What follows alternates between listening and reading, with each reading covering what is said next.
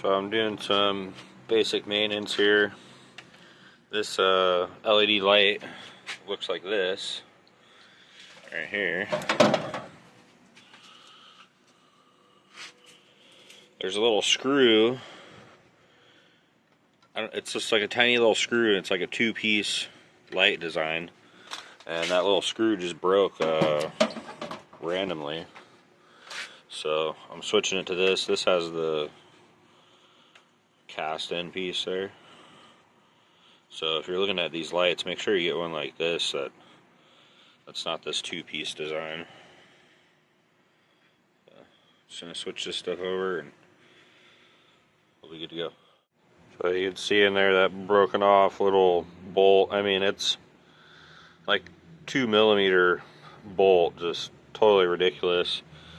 But luckily it's an easy swap, couple wires, and we're good to go. Got her all wired up. Let's give her a test. There we go. What I did on this one is I wired it to the headlight beam, or high beam. So there's no extra switches. Just all the light when you need it. And this used to be where the stock turn signals are, but I moved them up into the hand guards. So these made really clean mounts. Let's see if I get in there.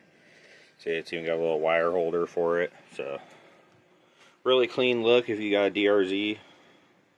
That's an option you can do with the Zeta handguards and just any old little round pods they got.